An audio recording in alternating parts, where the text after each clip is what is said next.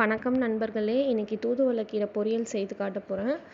இந்த கீரை வந்து ரொம்ப மருத்துவ குணமுடையது. சளி தொந்தரவு, வீசிங்கு, அந்த மூக்கில் எப்போ பாரு தண்ணி மாதிரி வடிஞ்சிட்டே இருக்கிறது, அந்த மாதிரி பிரச்சனை இருக்கவங்களுக்கெல்லாம் வந்து இந்த கீரை வந்து ரொம்ப நல்லது உடலுக்கு. இது தொடர்ந்து உங்களுக்கு கிடைக்கும் போதெல்லாம் வீக்லி ஒன்ஸ் அந்த மாதிரி எடுத்துகிட்டே வந்தீங்கன்னா ஹெல்த்தில் வந்து நல்ல இம்ப்ரூவ்மெண்ட் தெரியும்.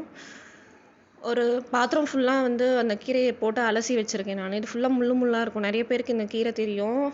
கிராமப்புறங்கள்லாம் இந்த கீரை வந்து கிடைக்கும் அடிக்கடிக்கு.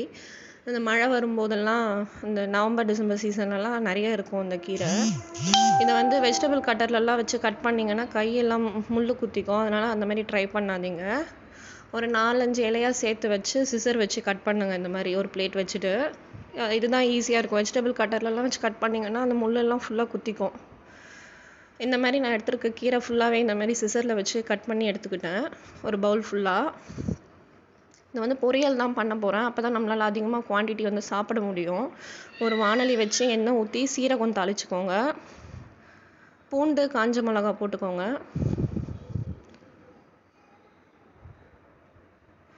அதுக்கப்புறம் கட் பண்ணி வச்சுருக்க கீரையெல்லாம் போட்டு சால்ட்டு மட்டும் போட்டு நல்லா வதக்கிக்கோங்க. இது வந்து சிம்லேயே ஒரு 5 to 7 minutes நல்லா வதங்கணும். அந்த முள்ளெல்லாம் வந்து அந்த எண்ணெயிலேயே வந்து வதங்கி வதங்கி முள்ளே தெரியாது நம்ம சாப்பிடும்போது. இல்லைன்னா முள் குத்திக்கும் சரியாக வதங்கலைன்னா. ஒரு 7 நிமிஷத்துலேருந்து 8 நிமிஷம் வரை நல்லா சிம்மில் வச்சு வதக்குங்க. எண்ணெய் வந்து லைட்டாக போட்டாலே போதும். இதை வந்து ட்ரை பண்ணி சாப்பிட்டு பாருங்கள், ரொம்ப நல்லாயிருக்கும்.